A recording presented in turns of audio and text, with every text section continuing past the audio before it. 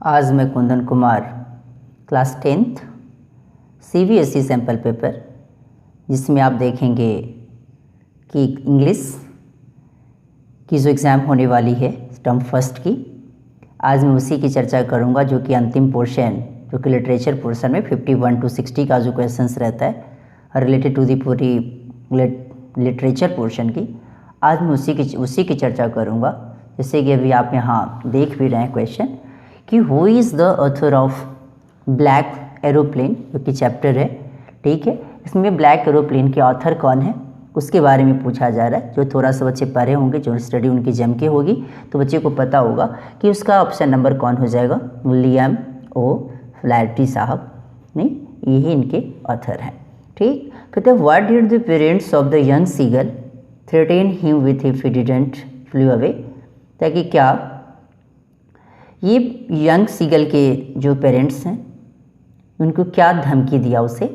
नहीं, कि अगर वो नहीं उड़ा तो क्या होगा, ठीक है। तो इसके लिए वो क्या होगा, to never talk to him, क्या उससे बात नहीं करने की धमकी दिया था, या टू पनिश हिम की बातें करा था, या टू स्टार्व हिम की चर्चा करा था, क्योंकि पनिश की तो बात उसने करा नहीं था, टू स्टार्व हिम की बातें करा था, या फिर टू अबंडन की बातें करा था, छोड़ देने की बात करा था, नहीं, उसे भूख की बातें करा था, जो कि स्टार्व, दैट मीन्स क्या, किसका ऑप्शन क्या हो जाएगा, सी की बातें करा था। 53 में देख रहे हैं what is the irony in the lesson a letter to God, आखिर इसमें अ लेटर टू गॉड में क्या आयरनी इसका किया गया है। आयरनी का मतलब आप सारे बच्चे जानते भी हैं कि होता कुछ है और कि इंसान कहता कुछ है, ठीक है। तो यहाँ बोलता है क्या कि Lencho was sad after the hailstorm even though he was the one waiting for a shower, नहीं।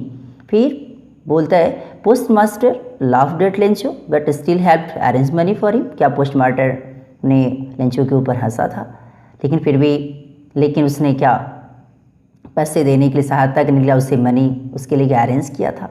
सी बात है। Lencho blamed the post office employees who in fact helped him, सही बात है कि आखिर देखा गया तो पता चला क्या कि लेंचो ने उसके ब्लेम कर दिया, क्योंकि ब्लेम किया लेकिन उसको ये पूर्ण रूप फैक्ट उसको नहीं पता था कि आखिर ये उसने बेचारा पोस्ट मास्टर कैसे उस पैसे को कलेक्ट किया, कैसे उसके घर तक भेजा, उसको पता नहीं था, नहीं, लेकिन फिर भी उसके ऊपर एक झूठा ब्लेम किया, ठीक है। तो इसलिए अभी देखा कि हुआ कुछ दिखाया कुछ, नहीं। यहाँ लेंचो के लिए बेचारा कितनी परिश्रम किया, कितना पैसा कलेक्ट किया उसके बारे में इसने बताया, लेकिन फिर भी इसने इस चीज़ों को नहीं समझा, उसके फैक्ट को नहीं समझा, और इसी पर उन्होंने क्या कर दिया, ब्लेम लगा दिया। इसमें होता कुछ है और दिखाता कुछ, इसलिए हम आयरनी का इस्तेमाल करते हैं। इसलिए यहाँ 53 का ऑप्शन नंबर कितना सही, 53 का सी आपका सही हो जाएगा। 54 बताता है we have achieved our political emancipation, what is the meaning of emancipation. Emancipation का मतलब क्या होता है, ठीक है। इमेंसिपेशन के बारे में पहले से भी आपको पता है कि इसका मतलब होता है क्या, बोथ बी एंड सी, अर्थात एनस्लैवमेंट भी होगा और यहाँ स्लैवरी भी होगा, इसलिए इसका सही ऑप्शन क्या हो जाएगा, 54 का डी ऑप्शन आपका इसके लिए 54 में इसका बता रहा है क्या कि इमेंसिपेशन, क्या इसको बोथ बी एंड सी लगा दूँ इंस्लैवमेंट में, क्या यहाँ स्लैवरी लगा दूँ, क्योंकि अपने आप में किसी भी रूप में सही नहीं हो। कि मैंने यहाँ कुछ कंफ्यूज करने के लिए बच्चे को मैंने कहा कि हो सकता है कि इसका आंसर क्या हो जाएगा, एनस्लैवमेंट और स्लैवरी बोथ बी एंड सी, क्योंकि जनरली बच्चे इसमें बोथ एंड बी एंड सी देखते हैं तुरंत इसका ऑप्शन सही लगा देते हैं। इसलिए कि सही ऑप्शन क्या हो जाएगा कि जिसमें इमेंसिपेशन का मतलब ही होता है कि जिसमें freedom from restriction, that means क्या कि उसे किससे रेस्ट्रिक्शन से उससे आज़ादी मिल जाती है, उसी के लिए हम किस चीज़ों का अध्ययन करते हैं, तो इमेंसिपेशन वर्ड का स्टडी करते हैं। इसलिए 54 का जो ऑप्शन नंबर कितना सही हो जाएगा, ए नंबर, ठीक है। अब कहते हैं what does the poet compare fire with. अब सोचने से पता चलता है कि आखिर पोएट ने कंपेयर आग को किसके किसके साथ करा है। सोचने वाली बात है जो पहले से भी आपको पता है, नहीं। इसके लिए किसका, बोथ ए एंड सी दोनों के लिए, हैजर्ड के लिए भी और हार्ट के लिए भी, इसलिए सही ऑप्शन क्या हो जाएगा आपका, डी नंबर। इसलिए 55 का आंसर कितना हो जाएगा, डी नंबर आपका सही हो जाएगा। 56 में हम अब आते हैं, देखते हैं कंडीशन क्या होता है कि by ignoring visitors what is the beast trying to से।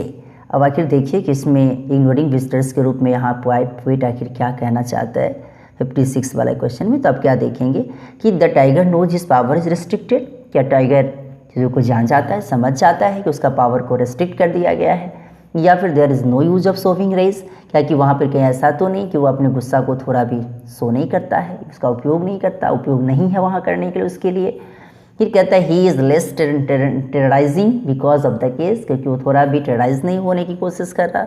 थोड़ा सा टेरराइजिंग होने, क्योंकि वो केस में है इस कारण, या ऑल ऑफ द अबव। इसलिए इग्नोरिंग विजिटर्स कहने को सब का तीनों पावर इसमें लगा दी, क्योंकि वहाँ अपना गुस्सा दिखा भी नहीं, गुस्सा का प्रयोग कर भी नहीं सकता है वो, और करता भी नहीं है, क्योंकि उसके पावर को क्या कर दिया, उसको रेस्ट्रिक्ट कर दिया गया है, बंद कर दिया गया है, और वो अपने आप में थोड़ा सा टेरराइज भी होता है, लेकिन फिर भी क्योंकि वो अंदर केस में बंद है, क्योंकि उसकी पूरी की पूरी पावर उसकी खत्म है, इसलिए इसका सही ऑप्शन क्या हो जाएगा, D number, all of the above. 57 की मैंने बात की, 57 में क्या है, what does the poet call it dust of snow. पूछने वाली बात है कि आखिर पोएट ने इस टाइटल के रूप में डस्ट ऑफ स्नो क्यों रखा है, क्योंकि आपको पता है क्या, डस्ट ऑफ स्नो कहने का मतलब क्या है कि छोटा छोटा पार्टिकल्स होता है वो, जो कि बहुत ही छोटा छोटा होता है, इसलिए इसको यहाँ किस रूपों में इस्तेमाल किया गया है, तो यहाँ the snow particles were too tiny, इसलिए इसी कारण इसको डस्ट ऑफ स्नो पोएट ने इसको अपने आप में लेने की कोशिश किया है।